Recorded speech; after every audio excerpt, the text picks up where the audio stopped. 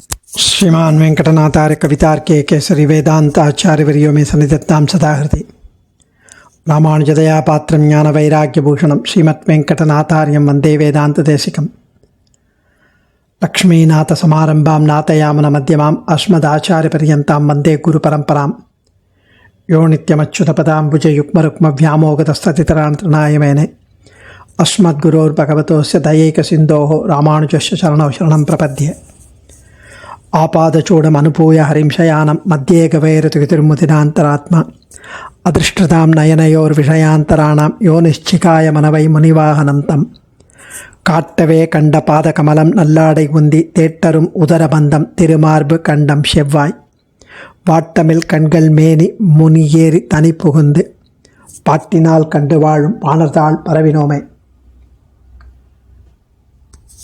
முனிவாகனர் அப்படின்னு லோகசாரங்க முனிவர் தோளில் அமர்ந்து அவரை வாகனமாக கொண்ட திருப்பாணாழ்வார். அவருடைய திருநட்சத்திரம் கார்த்திகை மாதம் ரோகிணி நட்சத்திரம். சுவாமி தேசிகன் பிரபந்தசாரத்தில் உலகறிய மலிபுகழ் கார்த்திகை மாதத்தில் ரோகிணி நாள் உறந்தை வளம் பதியில் தோன்றி தலமளந்த தென்னரங்கற்பால் உலோக சாரங்க முனிதோள் தனிலே வந்து பல மறையின் பொருளால் பாண் பெருமாளே நீ பாதாதி கேசமதாய் பாடித்தந்த சொல் அமலநாதிபிரான் 10 பாட்டும் சோராமல் எனக்கு அருள் செய் துலங்க நீயே என்று தெரிவிக்கிறார். சொலவு அமலநாதிபிரான், பழமொழியாகிய அமலநாதிபிரான் 10 பாட்டும் அமலநாதிபிரான் என்று தொடங்கும் 10 பாசுரங்களையும் சோராமல் துலங்க மறவாமல் விளங்கும்படி நீ எனக்கு அருள் புரிவாயாக. பாண் பெருமாளே, திருப்பாணாழ்வாரே, உலகத்திலுள்ளோர் அறிவு பெறுவதற்காக நிறைந்த புகழை உடைய கார்த்திகை மாதத்தில் ரோகிணி நட்சத்திரத்தில் உறந்தை வளம்பதியில் உறையூர் என்ற வளம்மிக்க திவ்ய தேசத்தில் அவதரித்து தலமளந்த இந்த பூமியை அளந்த திருவிக்கிரமாவதாரத்தில் பூமியை அளந்த தென்னரங்கற்பால் அழகிய ஸ்ரீரங்கநாதனின் சமீபத்தில் உலோக சாரங்க முனி தோளிலே லோகசாரங்க மகரிஷியின் தோள் மீது வந்து எழுந்தருளி பல மறையின் பொருளால் பல வேதாந்தங்களின் சாரமாக பாதாதி கேசமதாய் ஸ்ரீரங்கநாதனுடைய திருவடி முதல் திருமுடி வரை நீ பாடித்தந்த நீ உலகுக்கு பாடி அருளிய பழமொழியாகிய அமலநாதிபிரான் 10 பாடல்களும் மறவாமல் விளங்கும்படி எனக்கு அருள் புரிவாயாகன்னு சுவாமி தேசிகன் பாண் பெருமாளை பிரார்த்திக்கிறார். அந்த முனிவாகனர் 10 பாட்டு ஆச்சரியமான பாசுரம். அதுக்கு சுவாமி தேசிகன் முனிவாகன போகம் என்று ஒரு கிரந்தம் அனுபவித்திருக்கிறார், அருளி செய்திருக்கிறார். திருப்பாணாழ்வார் ஆழ்வார் 11 9வது ஆழ்வார். அருளிச்செயரை 4000 அவதரிப்பித்த 11 அந்த 12 ஆழ்வார்களில் 11வது ஆழ்வார் இவர். ஆழ்வார் 11 இவர் 9வது. அதற்கு காரணம், இவர் இந்த மாதிரி அருளியதற்கு காரணம் இன்னதென அறுதியிட முடியாத இந்த இந்த கட்டாட்சம், பகவானுடைய கட்டாட்சம் இவருக்கு எப்படி ஏற்பட்டதுன்னு இன்னதென்னு அறிவது கஷ்டம். அஜ்ஞாத சுகிருதம் அப்படின்வா. இவருக்கு ஏற்பட்ட விவேகம், மேம்பட்ட தத்துவமாகிய எம்பெருமான், மேம்பட்ட உபாயமாகிய பிரபத்தி சரணாகதி, மேம்பட்ட பலனாகிய மோட்சானந்தம், இவற்றை பற்றியது இவருக்கு ஏற்பட்ட அந்த அறிவு விவேகம். இந்த விவேகம் ஏற்படுவதற்கு முன் அனாதி காலமாக இவருடைய மனம் அல்பமான பலன்களிலேயே ஆசை கொண்டிருந்தது. வாக்கும் அற்ப மனிதர்களை துதிப்பதிலேயே ஊன்றி கிடந்தது. சரீரமும் அற்ப பலன்களுக்கு வேண்டிய முயற்சிகளிலேயே ஈடுபட்டிருந்தது. இப்படி இதுவரை வழி தப்பிச் சென்று கொண்டிருந்த மனம், வாக்கு, செயல் ஆகிய 3 கருவிகளும் இப்ப நல்வழிக்கு திரும்பிவிட்டது. அந்த சொரூபத்திற்கு ஏற்ற ஒன்றிலேயே வேறு பயனை நாடாமல் அனுகூலமான செயல்களையே செய்ய முற்பட்டு விட்டது. இப்படி 3 கருவிகளும் நல்வழி திரும்பினதற்கு கண்டு மகிழ்ந்தார் திருப்பாணாழ்வார். பரமபதத்திலே சென்ற பிறகு அனுபவிக்க வேண்டிய அத்தனை பரிபூர்ண பிரம்மானுபவத்தை இங்கே ஸ்ரீரங்கநாதன் சந்நிதியிலேயே கிடச்சிட்டு அவருக்கு பெரிய பெருமாள் திருவடிகளிலேயே பெற்று விடுகிறார். இந்த அனுபவ பாக்கியத்தை பெற்றதும் அந்த அனுபவ ஆனந்தம் அவரை சும்மா இருக்க விடலை. அப்படியே அப்படியே அனுபவ அபரிமிதமான ஒரு போக்கு வீடாக, வெள்ளமாக, பக்தி வெள்ளம், அந்த அந்த ஆனந்த வெள்ளம் 10 பாசுரங்களால் தான் அனுபவிக்கும் முறையை அருளி செய்கிறார். அமலநாதிபிரான் என்ற அருளி செயல் பகுதி அவதரிக்கிறது நமக்காக. இந்த பிரபந்தத்தில் என்ன விசேஷம் சுவாமி தேசிகன் தெரிவிக்கிறார். வேதாந்த அர்த்தங்களை வெளியிடுகிற மீதி திவ்ய பிரபந்தங்களுக்கெல்லாம் ஒரு விசேஷ அம்சங்கள் உண்டு. 4000 திவ்ய பிரபந்தத்தில் மீதி பிரபந்தங்கள்லாம் சில அம்சங்கள் மிக விரிவாக இருக்கும், சில அம்சங்கள் மிகச் சுருக்கமாக இருக்கும். சில பிரபந்தங்கள், திவ்ய பிரபந்தங்கள் அறிஞர்களுக்கு மட்டும்தான் புரியும். சில விஷயங்கள் அறிந்து கொள்ள கடினமாக இருக்கும். பாசுரத்தின் பொருள்களை அறிவது அரிதாக இருக்கும். சில சந்தேகங்களை நமக்கு ஏற்படுத்தும். சில பிரிவினால் தலைவி வருந்தும் நிலையை தெரிவிக்கும். பரகால நாயகி, பராங்குஷ நாயகி, நாயகி பாவத்தில் இருக்கும். சில தலைவி நாயகனுக்கு தூது அனுப்புவதைப் போல இருக்கும். சில பாசுரங்கள் பிறருக்கு உபதேசம் செய்யும்படி இருக்கும். சில பாசுரங்கள் பிற மதங்களை கண்டிக்கும்படி இருக்கும். இத்தகைய பல அம்சங்களை கொண்டதாயிருக்கும் மீதி அருளி செயல்கள் பகுதிகள், இதில் ஒரு அம்சம் கூட இந்த 10 பிரபந்தத்தில், இந்த 10 பாசுரத்தில் கிடையாது. முதல் பாசுரத்திலேருந்து கடைசி பாசுரம் வரைக்கும் பெரிய பெருமாளை அனுபவிக்கும் ஆனந்தம், ஆனந்தம், ஆனந்தம். அது ஒன்று தான். இதனால் உங்களுக்கு வர வேண்டிய இதை சேவிக்கிறவாளுக்கு வர பலன், இதை யார் எழுதினா ஒன்றும் கிடையாது. ஆரம்பத்துலேருந்து முடிவு வரைக்கும் பெரிய பெருமாளின் ஆனந்தம் தான். அதில் இன்னொரு விசேஷம் என்னென்னா, முதல் பாட்டு அமலநாதிபிரான் அகாரத்தில் தொடங்குகிறது. 2வது பாட்டு உவந்த உள்ளத்தனாயின் உகாரத்தில் தொடங்குகிறது. 3வது பாட்டு மந்திப்பாய் வடவேங்கடமாமலின் மகாரத்தில் தொடங்குகிறது. வேதங்களுக்கெல்லாம் மூலமான பிரணவத்தில் அகார, உகாரம், மகாரம் 3ம் வரிசையாக இருப்பது போல் இங்கும் உள்ளது. அதுலேயும் அந்த முதல் பாட்டு அமலநாதிபிரான் அடியார்க்கென்னை ஆட்படுத்த விமலன் விண்ணவர்கோன் விரையார்பொழில் வெங்கடவன் நிமலன் நின்மலன் நீதிவானவன் நீள்மதில் அரங்கத்தம்மான் திரு கமலபாதம் வந்து என் கண்ணினுள்ளன ஒக்கின்றதே. அந்த பாசுரம் முதல் பாட்டு சுவாமி தேசிகன் தெரிவிக்கிறார். மோட்சத்தை விரும்புபவன் திருமந்திரத்திலும் துவயத்திலும் அவசியம் உணர்ந்து அனுசந்திக்க வேண்டிய அம்சங்களை இந்த முதல் பாசுரம், அமலநாதிபிரான் பாசுரம் குறிப்பால் உணர்த்துகிறதுன்னு தெரிவிக்கிறார். ரொம்ப அழகாக அவர் அதை அனுபவிக்கிறார். அந்த முதல் பாட்டில் பிரீஃபாக நம்ம அதை அனுசந்திக்கலாம், ரொம்ப சுவைக்கலாம். இந்த பாட்டில் புலப்படும் திருவரங்கனுடைய குணங்கள் என்ன அப்படின்னு 15 குணங்களை தெரிவிக்கிறார் இந்த அமலநாதிபிரான் முதல் பாட்டில் மட்டும். அது என்னன்னா, முதல் குணம் சம்சாரத்தை போக்குதல், இந்த சம்சார சாகரத்தை போக்குதல், அதாவது மோட்சம் தருதல். அதுதான் அந்த திருவடி வந்து என் கண்ணினுள்ளன ஒக்கின்றதே அப்படிங்கிறார் பெருமாளுடைய திருவடி. அது சம்சாரத்தை போக்கி மோட்சத்தை தரும். 1. 2வது உலகுக்கு காரணமாயிருத்தல். 3வது ரட்சகனாக இருத்தல். 4வது உபகரிக்கும் தன்மை இருத்தல், அதாவது உபகாரம் அருளுவது அந்த தன்மை. 5வது விசேஷமான கருணை உடையனாயிருத்தல். 6வது சுதந்திரத்தன்மையாயிருத்தல்.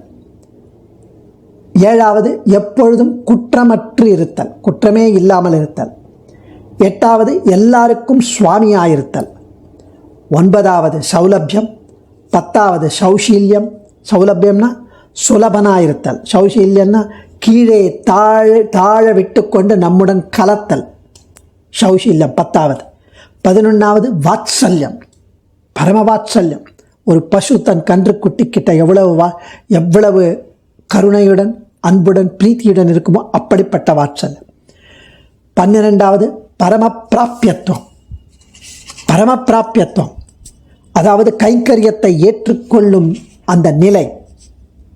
13வது ஆசிரயித்தவர்களிடம் பட்சபாதம், மீன்ஸ் ஆசிரயித்தவர்கள் அவனிடம் அன்பு கொண்டவர்களிடம் பக்தி கொண்டவர்களிடம் பார்ஷியாலிட்டியாக இருப்பது. 14 திருவடிகளின் தூய்மையும் அவற்றின் இனிமையும். 15 முயற்சியே இல்லாமல் அனுபவிக்க முடிந்தமை. முயற்சி இல்லாமல் அந்த திருவடியை அனுபவிக்க முடியும். இந்த அம்சங்களை கொண்டு ஸ்ரீயப்பதியான எம்பெருமானுக்கு உச்ச நிலையில் உள்ள இந்த குணங்களின் பெருமைகளை ஆழ்வார் அனுசந்தித்தார் அப்படின்னு வேதாந்த தேசிகன் முனிவாகன போகரத்தை தெரிவிக்கிறார். அது விவரிக்கிறார். முதல்து சம்சாரத்தை போக்குதல், சம்சார பந்தத்தை ஒழித்தல், உச்சநிலை மோட்சம் கொடுத்தல். மோட்சம் ததாதி இது முகுந்தன், அந்த திருவடியை பற்றினால் மோட்சம் கிடைக்கும். ஸ்ரீமானான நாராயணன் திருவடிகளில் களையற்ற நித்திய கைங்கரியம் பெருகைக்கு ஸ்ரீமானான நாராயணன் திருவடிகள் இரண்டையும் சரணமாக பற்றுகிறேன் என்பது துவயத்தின் பொருள். ரெண்டாவது, உலகுக்கு காரணமாயிருத்தல். உலகில் காரணம் என்று சொல்லப்படும் எல்லா வஸ்துக்களுக்கும் தானிட்ட வழக்காய் தனக்கோ தன்னுடைய ஞானம், சக்தி முதலியவற்றுக்கோ வேறொரு காரணம் இருக்கும் என்று எண்ணக்கூட இடமில்லாமல் இருப்பது ஜெகத்காரனாயிருத்தல் ரெண்டாவது. மூன்றாவது, இரட்சகனாயிருத்தல். தன்னை இரட்சகனாக ஒருத்தன், தன்னை காப்பாற்றுவனாக ஒருத்தன் பற்றிவிட்டால் பிறகு தன்னை தவிர வேறொருவனை பற்ற வேண்டிய அவசியமில்லை என்னும்படி அந்த திருவடி காண்பித்தல். நாலாவது, உபகாரம் செய்தருள்வது. சிறியதான சின்ன சரணாகதி என்னும் ஒரு எக்ஸ்கியூஸ், ஒரு சாதனத்தை கொண்டு லீலா விபூதி, நித்திய விபூதி, தன் இரண்டு விபூதிகளுடன், இரண்டு சொத்துக்களுடன், இந்த பிரபஞ்சம், அந்த ஸ்ரீவைகுண்டம் என்ற இரண்டு சொத்துக்களுடன் கூடிய தன்னை மோட்சத்தில் அனுபவிக்கும்படி தன்னையே அந்த ஜீவாத்மாவுக்கு கொடுத்து, அந்த சரணாகதி பண்ணவனுக்கு கொடுத்து, பின்னும் கொடுப்பதற்கு அதற்கு மேற்பட்டது ஒன்றுமில்லாமல் அந்த ஜீவாத்மாவிடத்தில், அந்த சரணாகதி பண்ணவனிடத்தில் அவன் என்றும் கடன் பட்டவனாயிருத்தல். நாலாவது, கருணையின் உச்சநிலை. அந்த விபீஷணன் சரணாகத்தின்னு வந்தவுடனே பகைவனான ராவணனே இசைந்து வந்தால் கூட நான் கை கொள்வேன் சுக்ரீவனிடம் சொல்லுதல். எதிர்த்து பேச வைக்கும் கருணை உடையவன். கடைசியில் சுக்ரீவன் முதலியோரும் விபீஷணனை கை கொள்ளும்படி அவனை மாற்றுதல். சரணாகதி அப்படின்னு ஒருத்தன் வந்துட்டான்னா அவனை கைவிட மாட்டவே மாட்டான். கருணை. ஆறாவது, சுதந்திரத்தன்மையின் உச்சநிலை. சர்வேஸ்வரனான தன்னையும் சேஷர்களையும் தான் நினைத்த நிலைகளிலெல்லாம் நிறுத்தும் போது அதை விலக்க வல்லவர் யாருமே கிடையாது. சுதந்திரன், நிரங்குஷ சுதந்திரன். ஏழாவது, குற்றமற்ற தன்மை. குற்றங்களுடன் கூடிய வஸ்துக்களுடன் தான் கலந்திருந்தாலும் அவனுக்கு அந்த குற்றங்கள் ஒட்டவே ஒட்டாது. பிறருக்கு அஞ்ஞானமும் துன்பமும் வர காரணமான செயல்களை தான் செய்தாலும் தன்னிடம் அந்த அஞ்ஞானமும் துன்பமும் அணுகாதிருத்தல். எட்டாவது, சுவாமியாயிருத்தலின் உச்சநிலை. தங்களுடைய ஆளுகைக்கும் உட்பட்டவை உண்டு என்று நினைத்திருக்கும் பிரம்மன், இந்திரன், ருத்ரன் முதலியாரை கூட தன் நியமனத்திற்கு உட்பட்டவராய் கொண்டிருத்தல். அவர்களுக்கெல்லாம் ஈசன் இவன், தேவாதி தேவன். சௌலபியத்தின் உச்சநிலை. தன் பெருமையைக் கண்டு அஞ்சி தன்னை அணுகாது எங்கு அகன்று விடுவார்களோ என்று அகல முடியாதபடி தன்னை அவர்கள் வந்து அணுகும்படி சௌலபியனாய் அர்ச்சாவதாரத்திலும் விபவாவதாரத்திலும் வந்து நம் குழந்தையாய் நிற்கும் நிலை. பத்தாவது, சௌஷீல்யம். தன்னை ஈஸ்வரன் என்று நினைத்து அணுக அச்சம் கொள்பவர்களுக்கு அதை பிறருக்கு வெளியிடுபவர்களுக்கும் எம்பெருமான் தானே சமாதானம் சொல்லி தன்னை தாழ்வுபடுத்தி கொண்டு அவர்களுடன் சமமாய் கலந்து ஏழை ஏதலன் கீழ்மகன் எண்ணாது இறங்கி மற்றவர்க்கு இன்னருள் சுரந்தன் திருமங்கை ஆழ்வார் சொல்கிற மாதிரி குகன், சபரி, சுக்ரீவன் இவர்களுடன் கலந்து, விபீஷணன் இவர்களுடன் கலந்து பரிமாறுகை. ஆயர் குல பெண்கள், ஆயர் சிறுவர்கள் அவர்களுடன் கலந்து பரிமாறுதல். 11வது, வாத்சல்யம். தன்னை அடைந்தவர்கள் விஷயத்தில் யார் தன்னை அடைந்தவர்களோ சரணாகதி பண்ணாலோ அவர்கள் விஷயத்தில் அவனுடன் அந்தரங்கமாயிருக்கும் பிராட்டி சொன்னா கூட, அவர்களை பற்றி குற்றம் சொன்னால் கூட 1000 கோடி குற்றங்களை எடுத்து காட்டினாலும் அவர்கள் விஷயத்தில் தனக்கு ஆதரவு குறைவு உண்டாக்க முடியாதிருத்தல். அதாவது ஒருத்தன் சரணாகதி பண்ண அப்புறம் யாராவது அவருடைய அந்தரங்கர் அவனை பற்றி தப்பாக சொன்ன அந்த சரணாகதி பண்ணவனிடம் அதை கேட்கவே மாட்டார். தன்னுடைய ஆதர குறைவு உண்டாக்க முடியாதிருத்தல். விபீஷணனை பற்றி எவ்வளோ சொன்னாலும் கேட்கலை. 12வது, பரமப்பிராப்பியம். கைங்கரியத்தை ஏற்றுக்கொள்ளும் உச்சநிலை. அனுபவிக்கப்படும் பலனாக வேறொன்று இல்லாதிருத்தல். அனைத்துடன் கூடிய அவனே அனுபவிக்கப்படுதலாம்.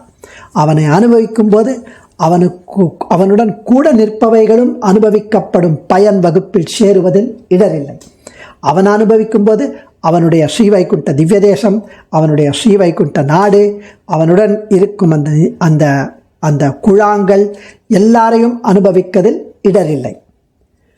13 ஆசிரிதர்களிடம் பட்சபாதம் உடையவன்.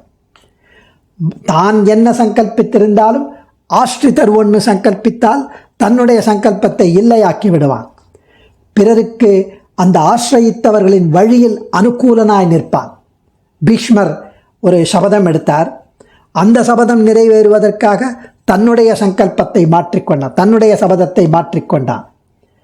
14 போக்கியத்துவம். தன் ஸ்வரூபத்தை அனுபவிக்கும் இன்பத்தை அவர்கள் பெறுவதற்கு அவனுக்கு விசேஷமாய் நிற்கும் சகல வஸ்துக்களையும் சேர்த்து அனுபவித்தான்.